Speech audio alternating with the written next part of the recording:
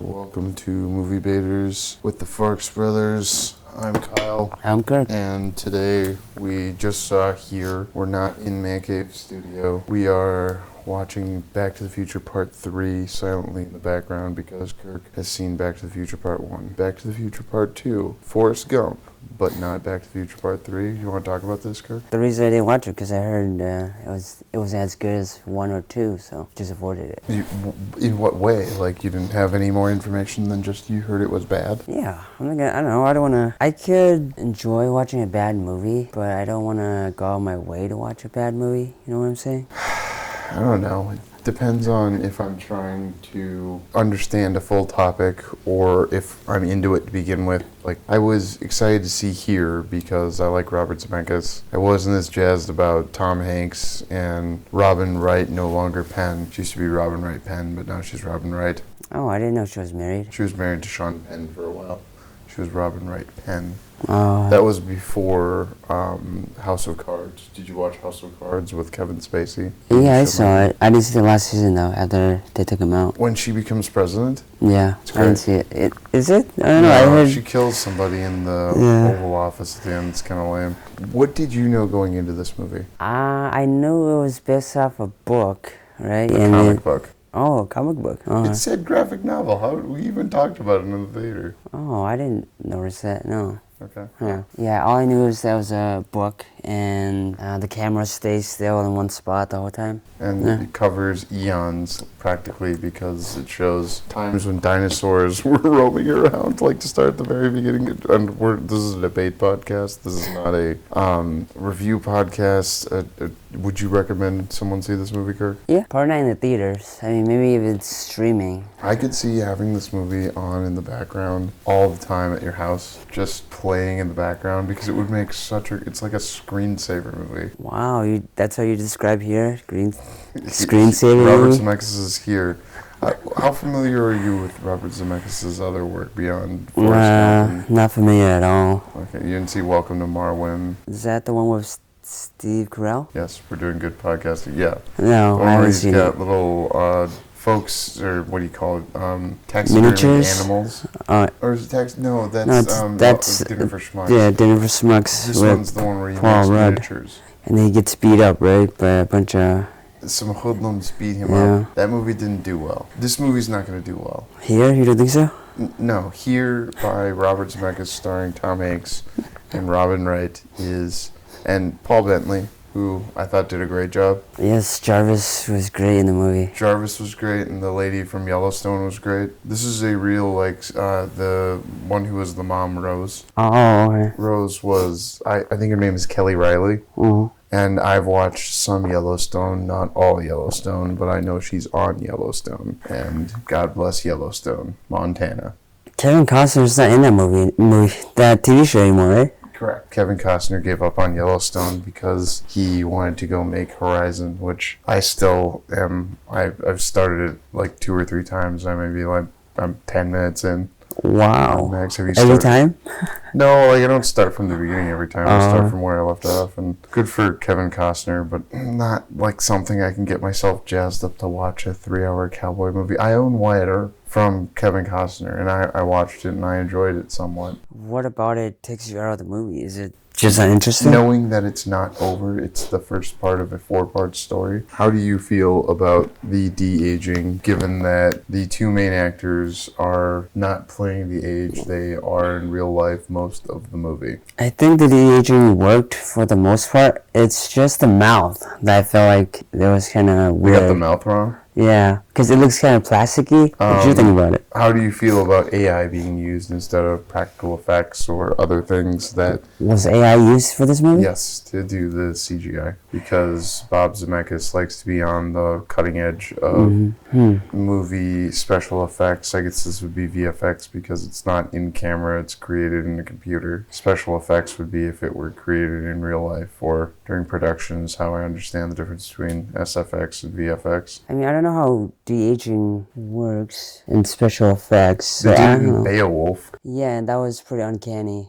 Did you watch Beowulf? I saw it, yeah. Yeah, I saw it in the theater and I loved it. I haven't seen it since, but I would totally watch that movie again because it was awesome when I saw it. Yeah. It made something I read in high school way cooler when I saw it at a movie theater. Here, it's like a student film or like a short film. Like the way the criticisms people made of Megalopolis are what I feel towards this movie, because while I'm interested in what it does, I would also recommend this movie to a select group of people. Like my parents, I would recommend this movie to. But 20-year-olds who you want to get back to theaters on a regular basis, I would not recommend this movie to them unless they're like that artsy-fartsy 20-year-old who specifically likes dramas or taking big risks and swings in a movie. I was that person, but I recognize most people are not that person. And since I care about movie theaters remaining part of popular culture, I wouldn't recommend this movie broadly. Like, would you argue with that point? Because we've got to find a point of disagreement. The point of our podcast is to find disagreement points and talk through them. I think the AI is bad, just to be clear, because they could have done special effects or they could have paid artists to achieve something that wouldn't leave you going, the mouth looks a little off. That's my argument. No, but I mean, when it comes to de-aging, I think you need something more sophisticated. So I would imagine AI would be a lot more helpful. Give them some leeway using AI for de-aging stuff. Yes, sure. Stuff in the computer and taking away repetitive tasks from artists so that they can focus on their artistry. That is what I can see the argument for advancements in technology being AI among them. It still didn't sell it. Oh, I didn't sell it for you? You told me the mouth didn't sell it for you. And but I mean, the rest of the face was fine. It looked good, but because I know who that is, and I know he doesn't look like that anymore. Yeah. It made me think about Woody, because it's like, they used, there's a guy at my children's school who dressed as Woody for the children's Halloween party.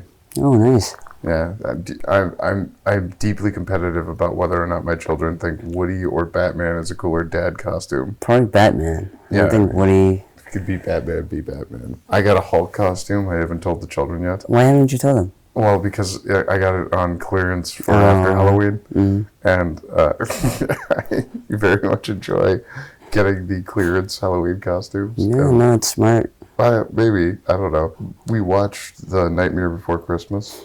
Right after, not November 1st, because we're recording this on November 1st, because it was like, we're going to date it anymore. I don't care. Who cares? Like, this is being... Oh, wait, actually, it's November 2nd. Yeah, we are recording at very, very late.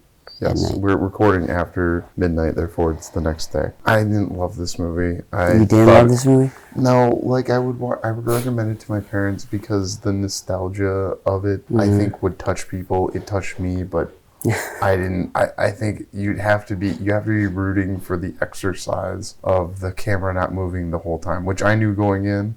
I didn't watch a trailer. You said you didn't watch a trailer? I saw the trailer. I thought it was an interesting concept, and I didn't really mind that the camera didn't move in the movie. I just don't think what I saw on screen was very interesting. Let's pretend people walked up to the movie theater and were like, oh, this is what we're going to do among the things we could be doing tonight. I don't know anything about these movies. Tom Hanks in a new movie. Well, let's go see the Tom Hanks movie. And then some normie off the street walks in and it's like, the camera doesn't move. What the heck? And, and for the first 10 minutes, like, again, these are things I like. I think artists like them, but I don't think they're commercially viable to broad audiences where there's no dialogue and it's jumping around like crazy in the first 10 minutes. Something I enjoy. It made me think of Cloud Atlas. We should be silently watching Cloud Atlas instead of Back to the Future Part 3. Back to the Future Part 3. And just to really date this, if we have a new guest for the episode we do after this, which we might record tonight, we could silently record some, or we could bone us some like key scenes of Cloud Atlas.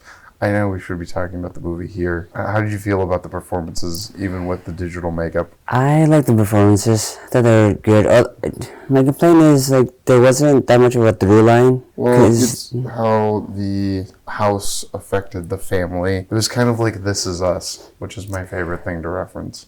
Tom Hanks, his parents, and then you have him, but you don't really see a through line from them to like the black family that's also in the movie, or the inventor. The black family is there to put us in current times because we see COVID happen, and their au pair, is that who that lady is? Dies from COVID, it seems. Is that how you took that to the black family's au pair? It's like some sort of Eastern Bloc woman. Am I okay? Yeah, you're good. No, what do you mean by au pair? She might have been a maid for them because she was cleaning the black family. They had a woman that moved in with them, and she clearly worked for them, and then she died seemingly from COVID because she lost her sense of smell. Oh, okay. Is that not what you took from that? No, I don't think she died. I thought somebody else died. No, she died. The lady that was their maid, au pair, the like white lady that worked for the black people, she died of COVID. I'm very certain that's what happened. Because she lost her sense of smell, and that's why she sprayed the stuff, remember? Yeah, I didn't get that from the movie. Good, we found a disagreement, and I win because it's definitely COVID. And one disagreement means you win? Well, how did you feel when they showed you that it's the year 2003, which I don't think it spoils anything for the movie? I didn't see an issue with it. That was just fine. Some of the things I didn't like about the movie Saturday Night was when they'd like call out like, oh, this is a historical artifact, and they kind of did that in this movie too, where it's like, oh, now it's 2003. Oh, now it's 1965 because the Beatles are on TV. Yeah, it was a passage of time. That's, I don't know, it's a lot better than, I don't know, how would you want to give your audience a time frame? I think it's a fascinating movie. I enjoyed it. I would recommend it to very specific people in my life. I don't think it's commercially viable. I think the only way you get away with this is if you're Robert Zemeckis, and good on him for doing Pinocchio, live action Pinocchio with Tom Hanks, and then doing this. Because I like live action Pinocchio, or at least my family did. I have 2 young children, so I haven't seen Mrs. Fark liked it. It was straight to Disney Plus. Robert Zemeckis has been failing at the box office lately. I mean, I'm not trying to like bash him, but that's the reality. And he did a direct-to-streaming movie in The Witches remake, and that he also did Pinocchio the same year as the Guillermo del Toro 1940s Pinocchio, or yeah, I think it's 1940s Pinocchio. I kind of feel like the older filmmakers that are coming back aren't making very good movies lately. Like, even, who was that guy who made Megalopolis? Francis Ford Coppola? Yeah. How dare you? It wasn't good. I enjoyed Megalopolis 100 times more than this movie. Like, would you recommend this or Megalopolis to the average person? Megalopolis, I think. It's like you would recommend Megalopolis over this. To the average person, or Here, yeah. But you liked Here better than Megalopolis, is that correct? Yes, I did. I think Here had a better message. Wait, what are the messages of each? Let's see if we can agree on that. The message of Here is, you experience the passage of time, and you gotta enjoy the time you're in. I do know that I experienced the passage of time. Sure, I would love to enjoy the time that I'm in. I don't agree that was the message. It was, look at how this one place touches so many lives, and then like how those lives grow and change. Are we gonna spoil this movie? It doesn't matter. If you're listening to this is a debate show. This is not a review show. Yeah. We're going to talk about things that happen in it, and honestly, I think you could talk about things that happen in this, and it wouldn't spoil it, because it's like, if you're watching and this is not an insult to the Lifetime movie, and a woman is aggrieved by a romantic partner, and then she has to like rise up and get out. Like, you knew that was going to happen, but it's like how it's done, So if we talk about things that happen in this movie, it's about how someone who might see this movie feels about it and agree or disagree with our interpretations. Spoil? What were you going to spoil? Well, Robin Wright comes back as an old lady with her. Are they back together in the movie? I don't think they're back together. I think they're just still in each other's lives. And yeah, I would say that was an arc of the movie, is like how their family fell apart, and that the house was, and this is a joke in other movies, but the house was like a character in the movie because it had an impact on this family and was a point of contention throughout the arc of the movie. As a salesperson, my corporate life took a lot of that to. I'm gonna have a point of debate there. It just hits differently when it's like Death of a Salesman, Lily Loman, because he's a salesman. Like salesmen in narratives are never. They're either really slick and bad or they're miserable, like these guys were. Yeah, it's depressing seeing that. Yeah, so I would argue against this movie on some level, just because people don't want that. It's a lot of nostalgia ache, and you feel it's a drama, so it makes you feel bad. But it's like a high concept drama because of the filmmaking thing of just being locked down for the entire movie in this one place, except for the end when they swivel the camera around. I didn't use the right term, but that I guess. It's not all pans. It's like, what they call like a tilt a pan, and then we have to find points of disagreement. I feel like everything so far you've agreed with me. I was like, I like this movie, but we disagreed on the use of AI.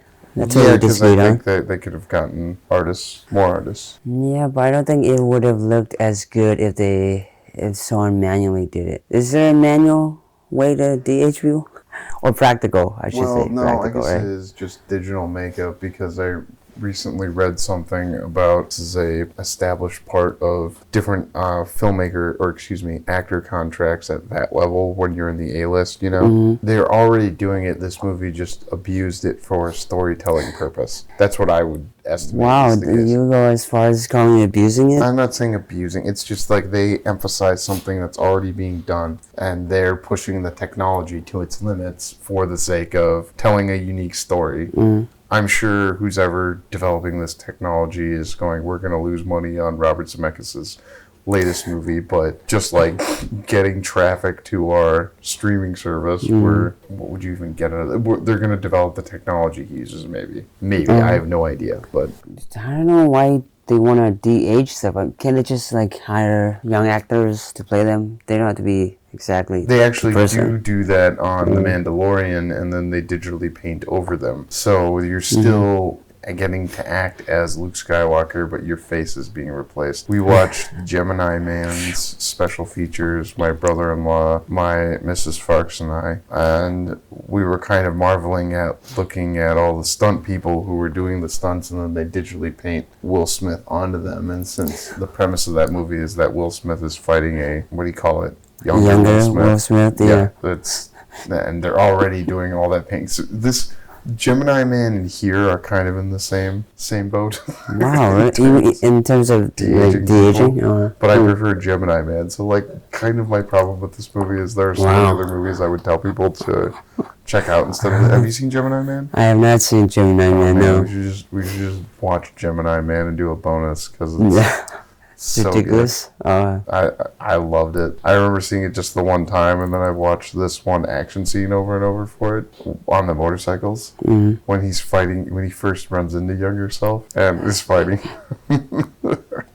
I was watching a masterclass of Aaron Sorkin's today, and they do a read-through of someone's scene to see how it describes action in a competent way. And Aaron Sorkin asks the writer, do you watch a lot of action movies now? And he's like, I did as a child, but not anymore. And it's like, the pretension of, I can't watch action movies, or I don't watch action movies as much now. I watch sensitive things or sad things like Here, where, look at what they did, and just locking it down. And again, I appreciate it. I like it. I don't think it's commercially viable. People are going to lose money in the short term on this movie, and they had to have known that going in. I just want to understand why.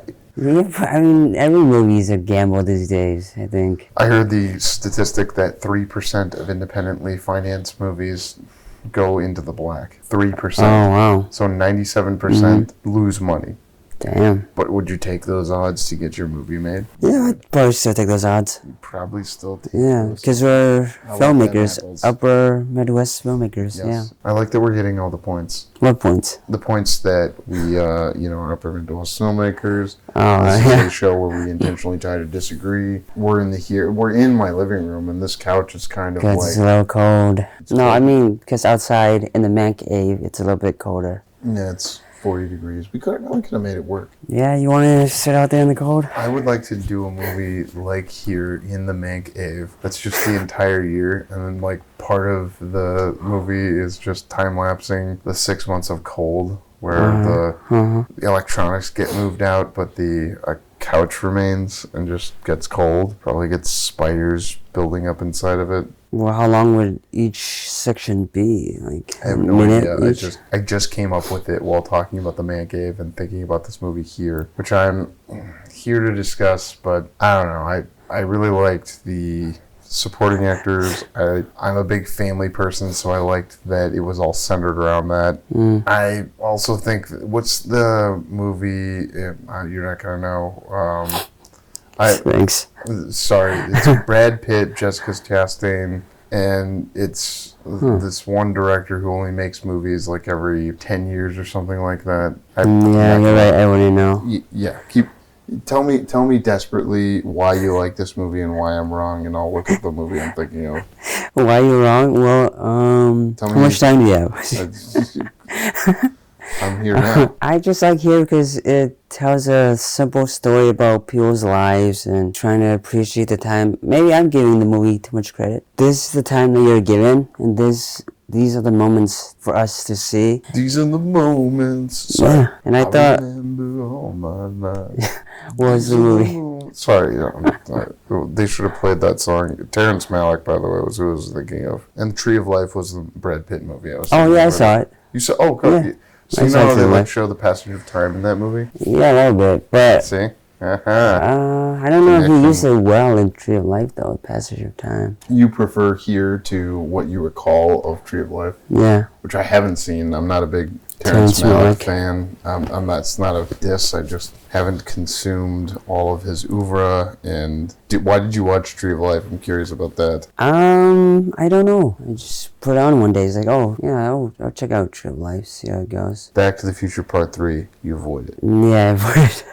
Because I heard it wasn't good. Who in your life are you going to recommend Here to? Maybe, I don't know, a bunch of other filmmakers, I guess. Filmmakers? Yeah. I feel like it would encourage them to do the wrong thing. Whoa, what do you mean? The Thin Red Line, I think I've seen from Terrence Malick. To be too artsy-fartsy, and I think that you only get to do what Robert Zemeckis and Francis Ford Coppola did, is if you've made something that has just stood the test of decades and decades in a medium that is only a century old. So yeah, you get to make a movie that will not make any money in the short term, like Megalopolis, like Here. It pushes the boundaries of what can be done and what people will sit for in a theater or get up for and scream at the screen because they're a participant in Megalopolis. See, the home experience, I want to get the special words to say at that point so I can yell it at my screen when I have the home edition of Megalopolis, because I would buy the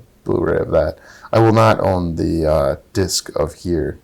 I will stream it once. You really don't like Here, huh? I don't have much to argue about. Well, not argue, but debate about it. I mean, if we stop people from making these kinds of movies, then would all the movies just be, like, super generic? I don't want to stop people from making these types of movies. The reason I said I think independent filmmakers would take the wrong lessons from it. If anyone were going to take the correct lessons from it, it would be independent filmmakers over people who are at a studio, over people who are coming off the street. I put those two in the same bucket. Oh, I can do this. I don't know, I guess Saw all takes place in one room, more or less, plus the flashbacks. Yeah, but then, like the sequels. Yeah, the sequels got bigger and it just lost the thread. I would love to see a sequel to Here. Here again. Yeah.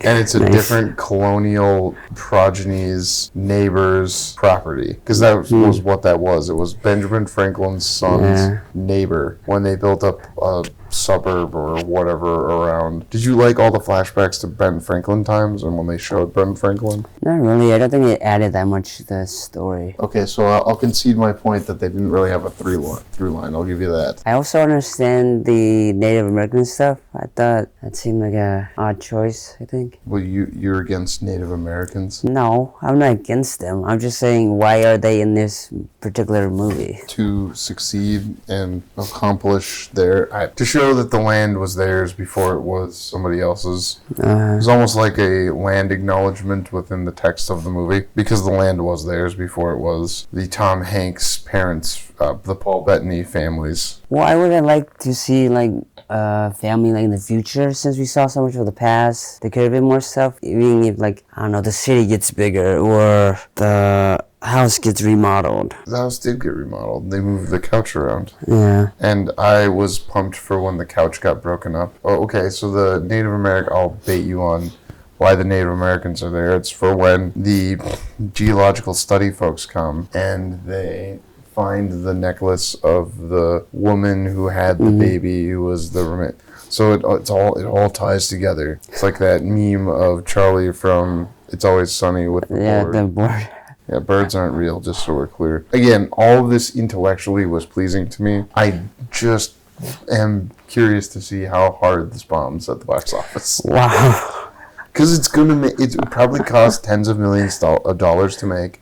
It's going to make less than $10 million, which means it's not going to be profitable. What was the budget? I mean, the camera just stay in one spot. It probably can't be that much, right? The de-aging. Yeah. And you can't trust what they've publicized because it might be $50 million, it says. Well, isn't like the rule that it's Gotta make usually double. It's gotta make double. 100 million. Yeah. And if you go worldwide, you got to go a little bigger because you don't necessarily get all of the 50% like you do in the States, and that changes based on the size studio you are. Like Disney can get 70 to 90% first dollar gross on a Star Wars movie opening weekend. I like to use that example. We've talked about it before on this podcast. Even people are yelling into their headphones right now. Come on. Repeated a topic. Do you have any closing thoughts? The pizza's almost here and we should take a break. I don't think we're going to say that much about here. Yeah. This is going to be a low-performing episode like this movie is going to. Wow. Have some faith. I appreciate you guys. Bait me while I'm wrong before the pizza gets here and win. Well, Hair was just, a simple movie about life, and I like seeing it on the big screen. That's beautiful. Thank you. I liked seeing it with you. Here comes pizza. I'm so excited. And you're going to watch all Back to the Future Part 3.